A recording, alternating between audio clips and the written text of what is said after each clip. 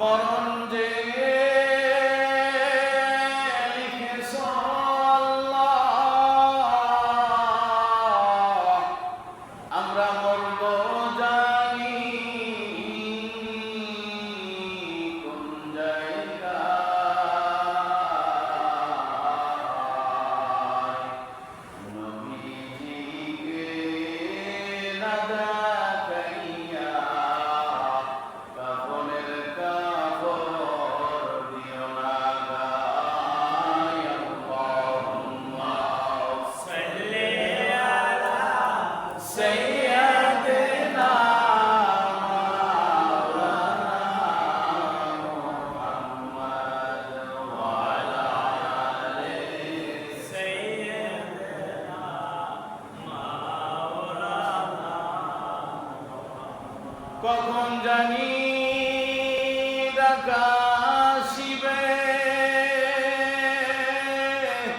এবারি ঘর সারিতে আপন পোশাক খুলে খুলে সাদা কাফন পরিতে।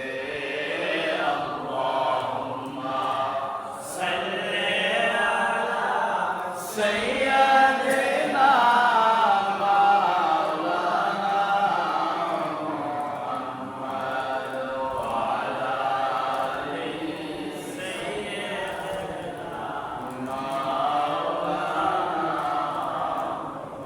بلغ العلا بكماله كشف الدجى بجماله حسنت جميع خصاله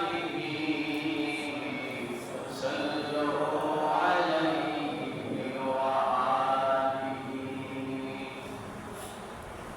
أما بعد উপস্থিত সম্মানিত মুসল্লিয়ান কিরাম,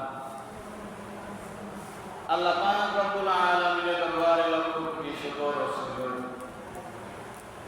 যে মহান রব্বুল আলামিন আপনাকে আমাকে মানসিক এবং শারীরিকভাবে সুস্থ রেখে দুনিয়ার সমস্ত ঝামেলা থেকে মুক্ত করে দিনের এক ক্লান্তি লগ্নে যখন মানুষ আল্লাহ তাআলা বিধান হুকুম আহকামকে ছেড়ে দিয়ে নিজের মন গড়া মতো জীবন পরিচালনা করতেছে, এই সময় আল্লাহ পাক রব্বুল আলামিন অত্যন্ত দয়া এবং মায়া করে তার মহান হুকুম জুমার নামাজ আদায় করার জন্য পৃথিবীর সর্বশ্রেষ্ঠ স্থান তার ঘরের মেহমান হিসাবে আমাদেরকে কবুল করেছেন এবং কোরআন হাদিসের আলোকে কিছু আলোচনা শোনার তৌফিক দান করেছেন। এই জন্য মহান রবের দরবারে অন্তর থেকে চিল্লায় শুকরিয়া আদায় করি আলহামদুলিল্লাহ। আল্লাহ রব্বুল আলামিন তার কালামুল্লাহ শরীফ থেকে কালা আয়াত আমি তেলাওয়াত করেছি এবং রাসূল করিম সাল্লাল্লাহু আলাইহি ওয়াসাল্লামের অসংখ্য হাদিসের ভান্ডার থেকে এখানে হাদিস তেলাওয়াত করেছি। আল্লাহ পাক চাহে সময়ে সংক্ষিপ্ত পরিসরে যতটুকু আলোচনা করব, আল্লাহ পাক রব্বুল আলামিন এই আলোচনার উপরে আমাদেরকে বুঝে শুনে আমল করার তৌফিক দান করেন। সকলে বলি আমিন। বড় আফসোস এবং পরিতাপের বিষয়, আযান হয়েছে কোন সময় এখনো মসজিদ যায় না। শুরুতেই ভূমিকা ছাড়া তো একটা কথা বলি, আলোচনা আর বক্তব্য এক জিনিস না, পরামর্শ আর বক্তব্য এটি এক জিনিস। পরামর্শ হলো যখন সবাই বসে একটা পরামর্শ হবে, মোটামুটি যে কয়জন বসে সবার থেকেই কিছু না কিছু পরামর্শ শোনা হয়। বক্তব্য হলো একজনে বইলে গেল, শেষ করে গেল, বাকিরা সবাই সুন্দর, এটার নাম বক্তব্য। বক্তব্যের মাধ্যমে যে ফয়সালা হয়, পরামর্শের মাধ্যমে একই ফয়সালা হয়। সুন্দর কোনো জিনিসের ফয়সালা করার জন্য হয় পরামর্শ, আর বক্তব্য নিজের মন গড়া মতো একটা বক্তব্য দিয়ে চলে যাওয়া, কারো কোনো ফয়সালা নেওয়ার সময় নাই, দরকার নাই, এটার নাম হলো বক্তৃতা। এখানে বসছি বক্তব্য দেওয়ার জন্য না, পরামর্শ করার জন্য। কোরআন হাদিসের আলোকে আলোচনা করব, এটার জন্য বড় মুফতি সাহেব পীর সাহেব হওয়ার জরুরি না। যারা বসে আছে সবাই তো মুসলমানের সন্তান, মুসলমানের সন্তান না? একটু জোরে কথা বলো। তাহলে ইসলাম সম্পর্কে কিছু না কিছু হইলেও জ্ঞান আমাদের মাথায় আছে। এখানে বৈশা যতটুকু আলোচনা করব, বুঝলে হা বা নাতে উত্তর দেবেন। এতটুকু পারবেন না? জি জি। কথা বলেন। এতক্ষণ ধরে শুধু এতটুকুই বুঝাইলাম। আমি যে আলোচনা করবো এটার সাথে সম্মতি প্রকাশ করবেন। যদি ঠিক হয় তাহলে হা, যদি না হয় তাহলে না। এমনও তো হইতে পারে যেটা আমি জানি না, এটা আমরা জানি। মানুষকে ভুলে দিতে কথা হয় না। জি জি। এতক্ষণ ধরে কি বুঝাইলাম বুঝেন নাই? আমি কথা বললে আমার সাথে কথার উত্তর দিতে পারবেন না? জি জি। একটু মুখ খুইলেন, কথা বললেন। যদি না কথা বলে তাহলে বুঝেন কি আমার বুঝেই লাভ নাই। হা বা নাতে কিছু না কিছু কইলেও উত্তর দিয়ে। আমি যে সব জানি এমন কোনো কথা আছে? এমনও তো হইতে পারে যে মাসালাটা আসলে আমি জানতে আছি এটা গলত, ভুল আছে। আপনি হয়তো কোনো জায়গা কিতাব থেকে বা বই থেকে বা কোনো আলেম থেকে শুনছেন, ওইটা সঠিক হইতে পারে না? তাহলে সমস্যা কি? আলোচনা আমরা এখানে বসছি, ইসলাম সম্পর্কে আলোচনা করার অধিকার সবাই আছে, ঠিক না? আমরা মুসলমানের সন্তান, মুসলমানের সন্তান মানেই ইসলাম সম্পর্কে আমাদের কিছু না কিছু জানা আছে। আমরা আজকে বসছি পরামর্শ করার জন্য। সারা সপ্তাহ সময় পাই না, জুমার দিন একটু সবাই একসাথে হই, ইসলাম সম্পর্কে মোটামুটি যা যে জ্ঞান আছে এতটুকু নিয়ে আলোচনা করব। এটার মধ্যেই ফায়দা। আমি শুধু বইলে গেলাম মন করার মতো, আপনারা শুনলেন, সেটা এখন ফায়দা, ঠিক না? ঠিক ঠিক। ইমাম আজমে আবু হানিফা রাহমাতুল্লাহ আলাইহি এত মাসালা জানতেন। কোরআন এবং হাদিস ছাড়াও বর্তমান যুগের সময় কি মাসালা হইতে পারে, কোরআন হাদিস ছাড়াও ইমাম আজম আবু হানিফা 50,000 মাসালা সমাধান করেছেন। সুবহানাল্লাহ। কিন্তু ওনার একজন ওস্তাদ ছিল, তিনি হিন্দু। তার সন্তান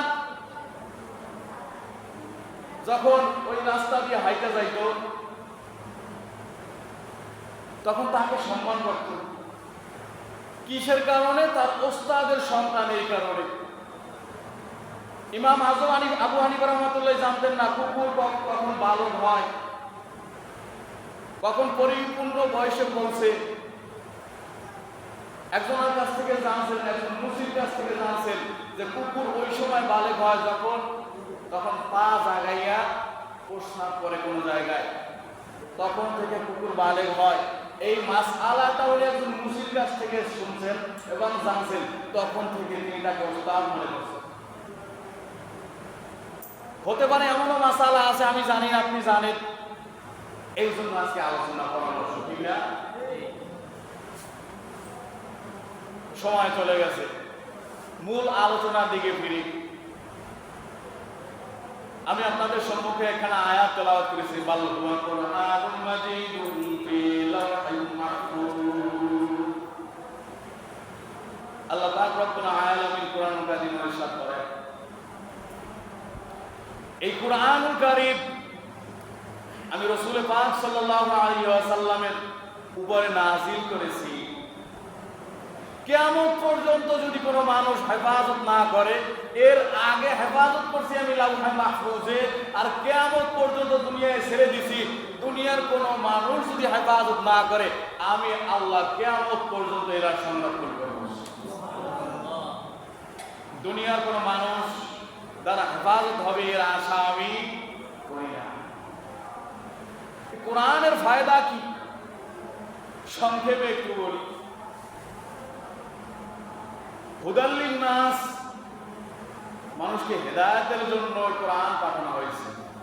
হেদায়েত কিভাবে হবে এটার মর্যাদাই তো বুঝি না, ঠিক না? কোরআনের যদি মর্যাদা বুঝতাম, যদি এতটুকু একই থাকতো এবং বিশ্বাস থাকতো এই কোরআন আমাকে পথ প্রদর্শন করবে, এই কোরআন আমাকে হেদায়েত দান করবে, এই কোরআন আমাকে কিয়ামত পর্যন্ত সঠিক পথে পরিচালনা করবে এবং কিয়ামত দিবসে কঠিন মুসিবতের সময় কোরআন আমাকে সুপারিশ করে জান্নাতে নেবে, এই ইয়াকিন যদি কারো উপর থাকতো, মানুষ গুনাহ করত না,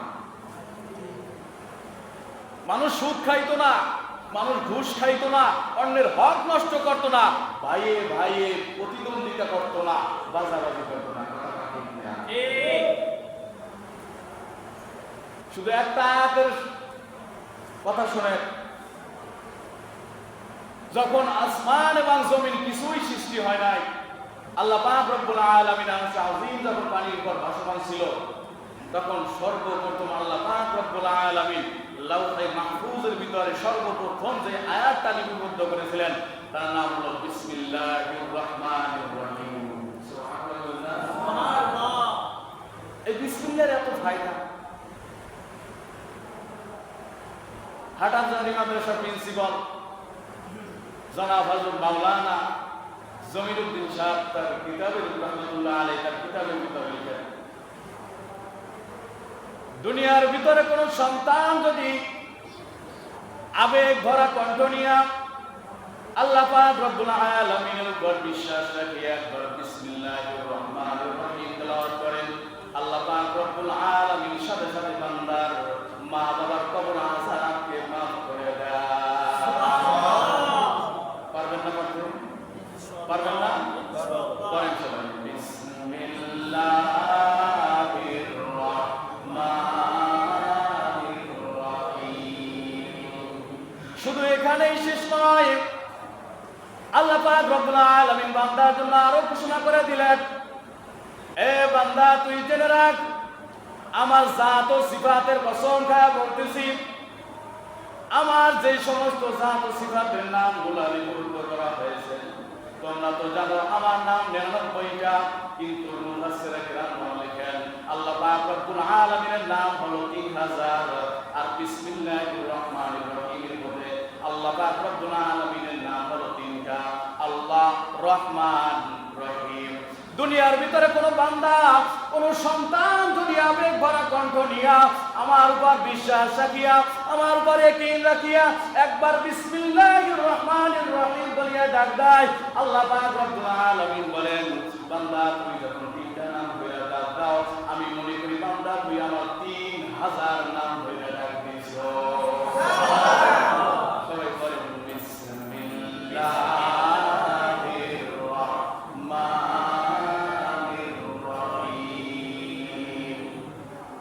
আল্লাহ পাক রব্বুল আলামিন বলেন, হাদিসের ভিতরে আছে, মুফাসসিরে কিরামগণ আরো লিখেন, আসমানি কিতাব হলো 104 খানা, এর ভিতরে কোরআনকে বাদ দিলে থাকে 103 খানা। 103 খানা কিতাব পড়লে যে পরিমাণ সওয়াব হবে কোরআন শরীফ একবার পাঠ করার মাধ্যমে আল্লাহ তাআলা ওই পরিমাণ সওয়াব আল্লাহ তাআলা আমরাই দিয়ে দেয়। শুধু তাই নয়, আল্লামা জমিরুদ্দিন সাহেব তার কিতাবের ভিতরে আরো লিখেন, কোরআন শরীফের ভিতরে 114 খানা সূরা আছে, 112 খানা সূরা বাদ দিলে থাকে 2 খানা।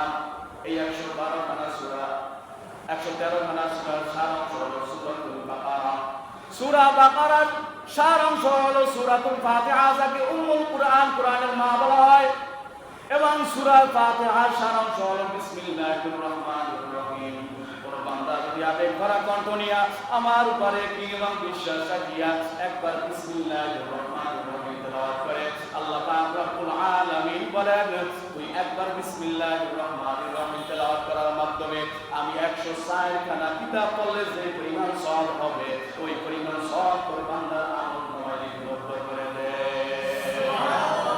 করেন বিসমিল্লাহির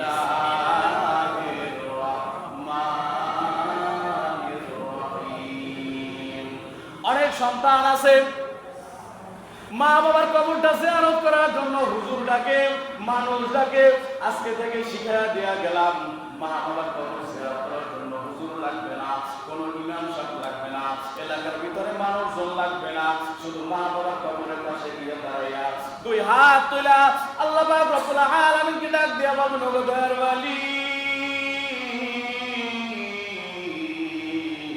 মা বাবার মাটির নিচে সরে আসলাম, কি অবস্থায় আছে জানি না, ছোটবেলায় যেভাবে আমাকে লালন পালন করছে আপনার হাতে সুপর্দ করিয়া দিলাম, আপনিও সেভাবে মা বাবাকে লালন পালন করিয়েন। রব্বির হামহুমা কামা রাব্বায়ানি সগীরা বলিয়া একবার বিসমিল্লাহির রহমানির রহিম তেলাওয়াত করবেন আর আল্লাহর কাছে দোয়া করবেন। হাদিসের ভিতরে আছে, কিতাবের ভিতরে আছে, ডাইন হাতে মার চেহারা দেখা যাবে, বাম হাতে বাবার চেহারা দেখা যাবে। একবার বিসমিল্লাহির রহমানির রহিম তেলাওয়াত করার মাধ্যমে বান্দার মা বাবার কবর আযাবকে আল্লাহ তাআলা মাফ করে দেন। করেন বিসমিল্লাহির রহমানির রহিম। বিসমিল্লাহ যদি এত ফায়দা থাকে, পুরো কোরআন শরীফে কি পরিমাণ ফায়দা আছে। কিন্তু আফসোসে পরিতাপের বিষয় হলো কোরআন শরীফ জানি না। নামাজ সহিহ হওয়ার জন্য 19টা কারণ, নামাজ ভঙ্গ হয়ে যায় 19টা কারণের ভিতরে যদি নামাজ ভঙ্গ হয়ে যায়, প্রথম শর্তই লাগাছে নামাজের ভিতরে কিরাত অশুদ্ধ করা। কিন্তু আফসোস এবং পরিতাপের বিষয় 19টা কারণের মধ্যে প্রথম শর্তই হয়েছে নামাজের ভিতরে কোরআন তেলাওয়াত অশুদ্ধ করা। অশুদ্ধ করলে নামাজ ভাঙ্গিয়া যায়। চিন্তা করিয়া দেখেন, বুকের ভিতরে একটু হাত দিয়া দেখেন কোরআনুল কারীম সহি আছে কিনা।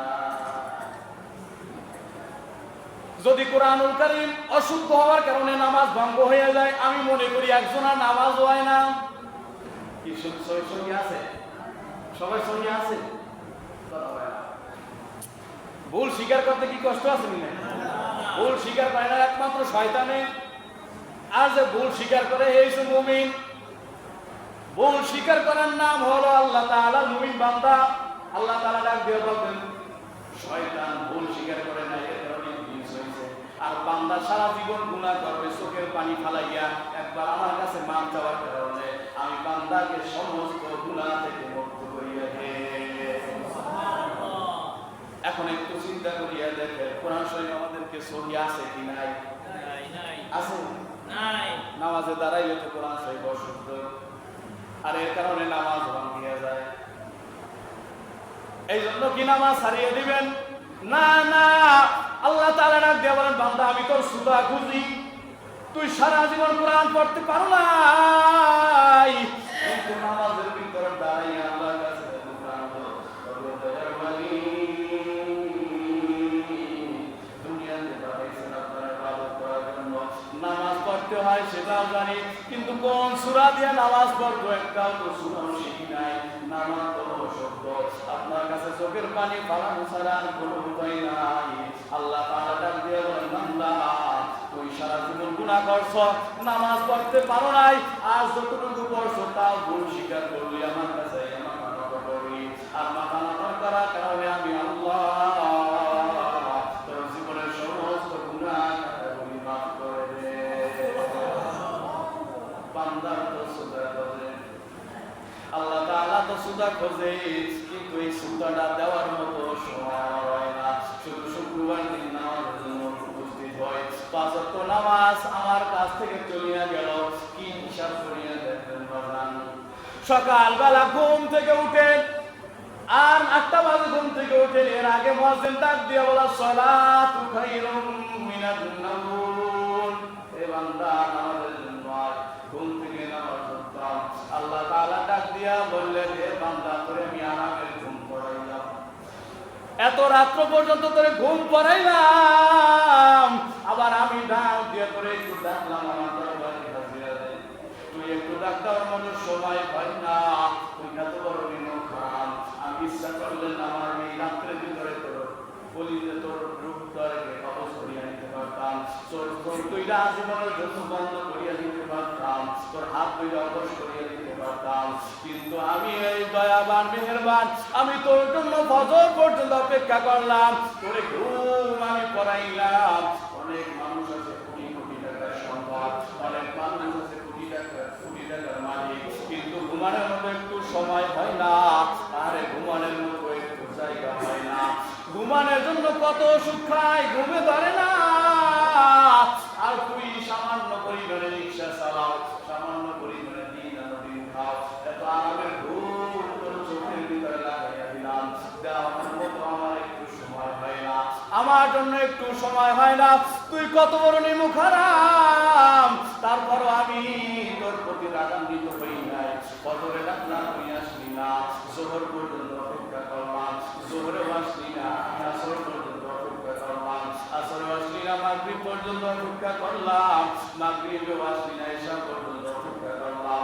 আমি দেখিনি চাইয়া তুই তোর গুনার কথা স্মরণ হয় কিনা, তুই তোর গুনার দিকে তাকাইয়া একটাবারের জন্য হইলেও মসজিদে আইসা আমার দরবারে দুই হাত তুলিয়া একটু চোখের পানি ফেলাইয়া একটু আমার দরবারে কান্দুনি। সর্বদয়ার মালিক, সারা জীবনটা গুনাহ করিয়া ফেলাইছি, গুনাহ করতে করতে সাগর ফেনা পরিমাণ গুনাহ করিয়া ফেলাইছি। আর হাতের দিকে তাকাইলে দেখি গুনাহ, চোখের দিকে তাকাইলে দেখি গুনাহ, আরে পায়ের দিকে তাকাইলে দেখি গুনাহ, মুখের দিকে তাকাইলে দেখি গুনাহ, গুনাহ আর গুনাহ। এই গুনাহ নিয়ে কবরে যাওয়ার মতো কোনো ক্ষমতা নাই। কবরটা বড় ডেঞ্জারাস। কবরটা প্রতিদিন ডাক দেয়া বলে, এ দুনিয়ার মানুষ,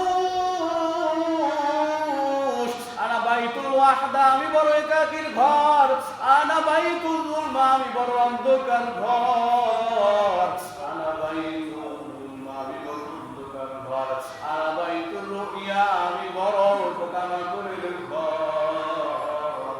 আমার ভিতরে যদি ভালো আমল নিয়ে আসতে পারো আমি ভালো আচরণ করব, আর যদি খারাপ আমল নিয়ে আসো আমার দুই পাশের মাটির চাপ সহ্য করতে পারবি না রে।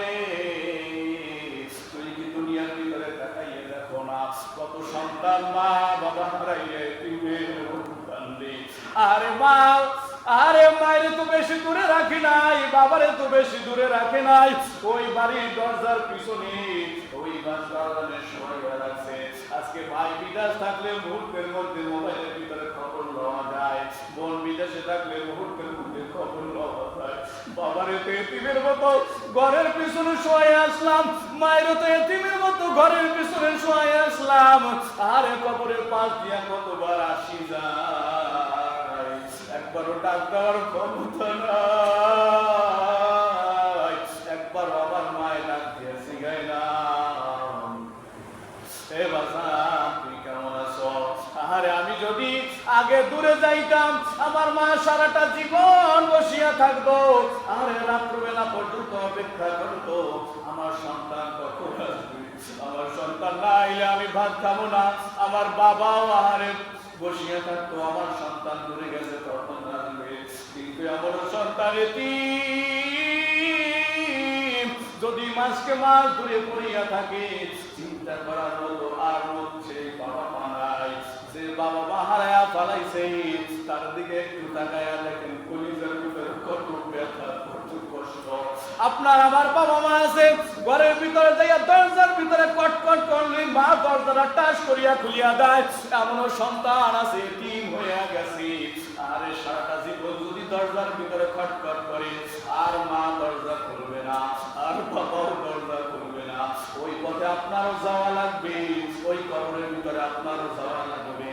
আরে এত জীবন, আরে কার জন্য সময় ব্যয় করতেছেন, কার জন্য টাকা পয়সা কামাই করতেছেন, আপনি কি ভাবিয়া দেখছেন নি যখন মরিয়া যাইবে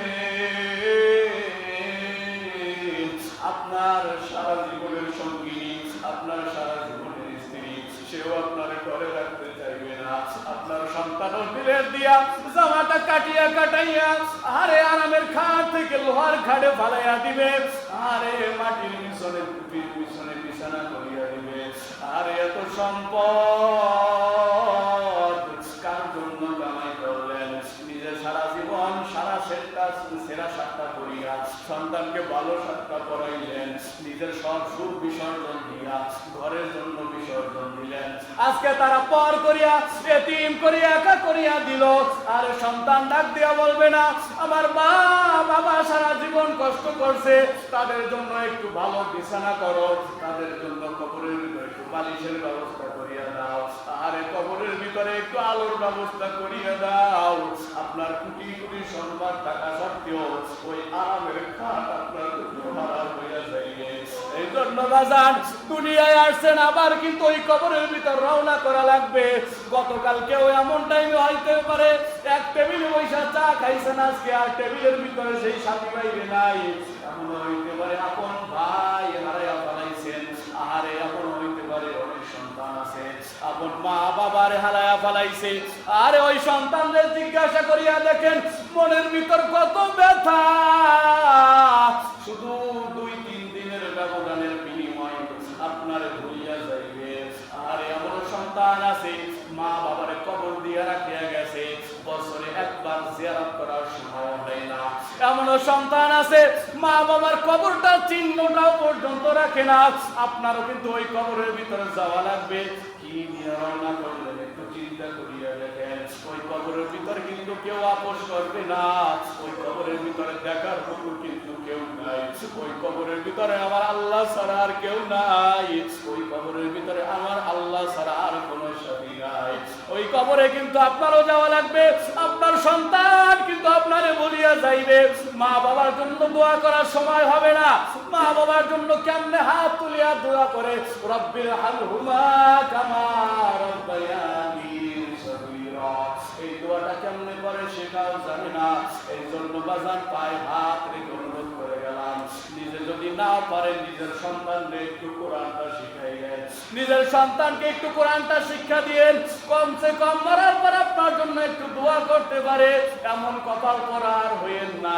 নিজে কোরআন শিখতে পারেন নাই, আল্লাহর কাছে মাফ চান, শেখার জন্য চেষ্টা করেন। আর যদি নিজে না পারেন নিজের সন্তানরে শিখান, সন্তানরে না পারছেন নিজের নাতিকে একটু শিখান, নিজের নাতিকে না পারেন নিজের বংশধরের মধ্য থেকে যাকে পারেন একটু কোরআন শিখান। এই কোরআন আপনাকে মুক্তি দান করবেন। এই কোরআন বলছে দুনিয়ার ভিতরে কোন মানুষ যদি আমাকে ভালোবাসে, আমাকে ভালোবাসার কারণে আমি তার সাথে থাকবো, কিয়ামতের দিন তার জন্য জাহান্নামের আগুনকে হারাম করিয়া দিয়া আমি কোরআনের স্থান হবে জান্নাত, আর ওই ব্যক্তির স্থান হবে জান্নাত। আরো জোরে কোরআন কোরআন শেখার দরকার আছে না? আছে। আরো জোরে কোরআন আছে না? আছে।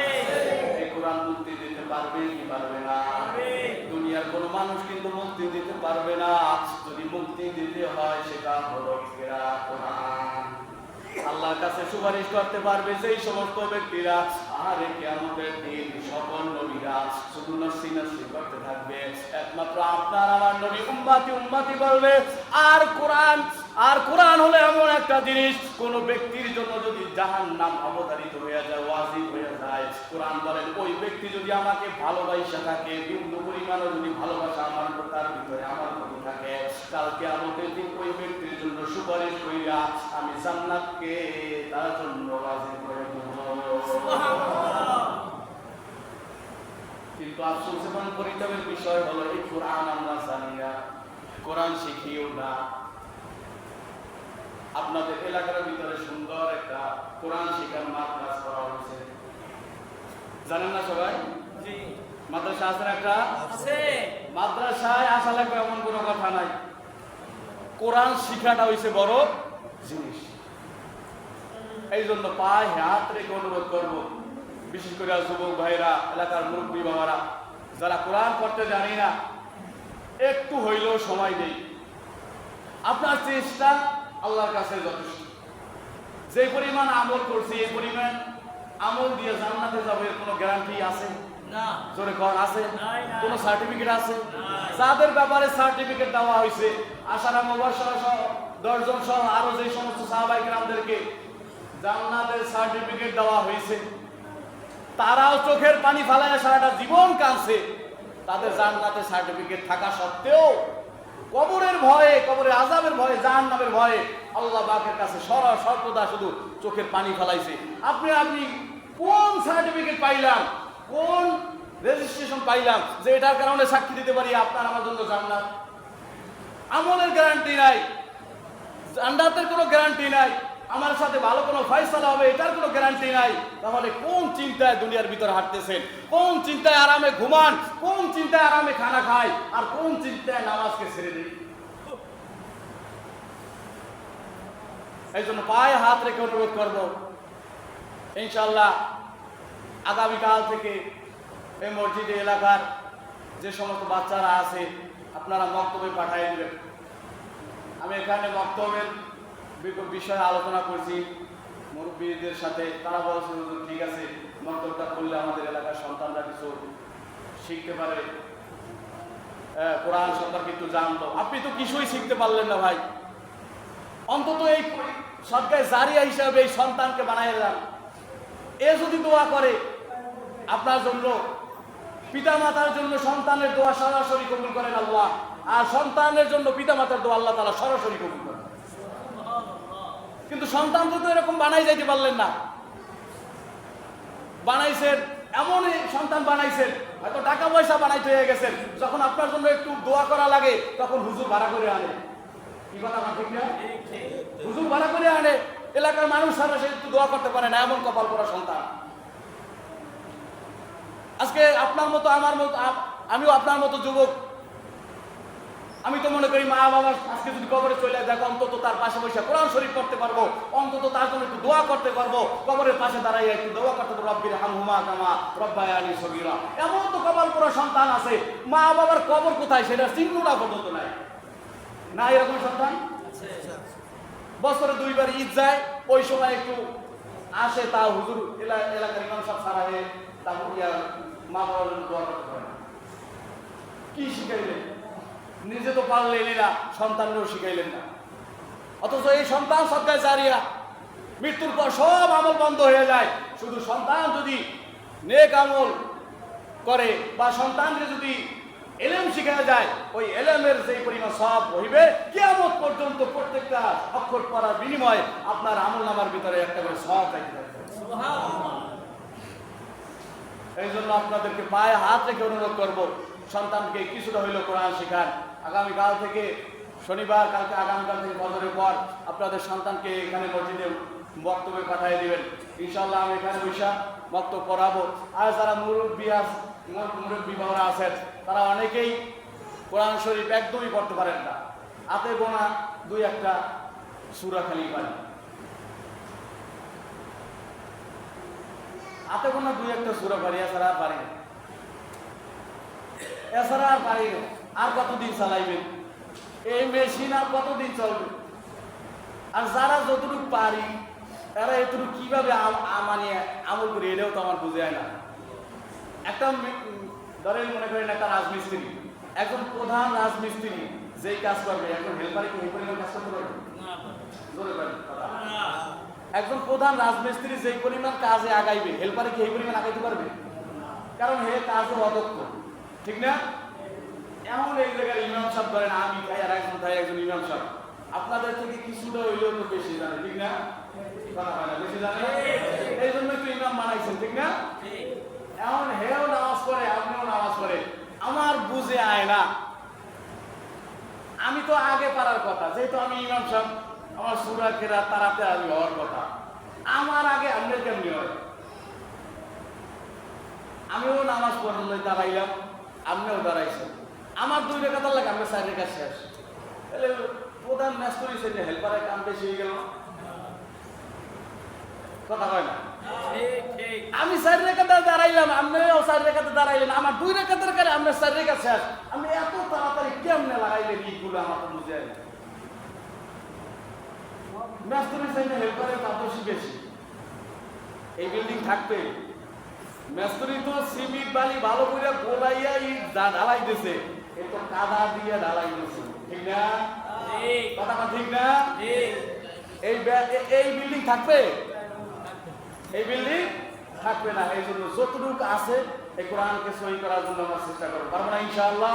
ইনশাআল্লাহ। যারা মুরব্বীরা আছেন তারা যদি কোরআন শিখতে চান আমার সাথে পরামর্শ করে যে হুজুর এই একটা টাইম আমাদের একটু নির্ধারণ করে দেন, আমরা অমুক টাইমে কিছু সূরা হইলেও নষ্ট করবো আপনার কাছে বা একটু কোরআন শিখবো, পারবেন না ইনশাআল্লাহ? ইনশাআল্লাহ। এই টাইম ব্যয় করতে পারবো না ইনশাআল্লাহ? ইনশাআল্লাহ। আর সন্তানদেরকে বক্তব্যে পাঠিয়ে দেবেন আগামীকাল থেকে। আর এই আগামী জানুয়ারিতে এখানে আমাদের মাদ্রাসায় ভর্তি কার্যক্রম আরম্ভ হবে ইনশাআল্লাহ। যাদের সন্তানকে একটু হইলেও কোরআন শিখাইতে চান, দুনিয়া এবং আখিরাতে উভয় জাহানে উপকৃত হতে চান, তাদের জন্য আমার করজোর অনুরোধ থাকবে। আশা করি আপনাদের সন্তানদেরকে মাদ্রাসায় ভর্তি করার জন্য আল্লাহ পাক রব্বুল আলামিন আমাদেরকে সবাইকে এই দিনের পথে সন্তান নাতি নাতনি সবাইকে যেন এই দিনের উপর আমরা রাখতে পারি সেই তৌফিক আল্লাহ তাআলা আমাদের সকলকে দান করেন। সকলে বলি আমিন। ওয়া আখিরু দাওয়ানা আলহামদুলিল্লাহি রাব্বিল আলামিন। হুজুরের বেতন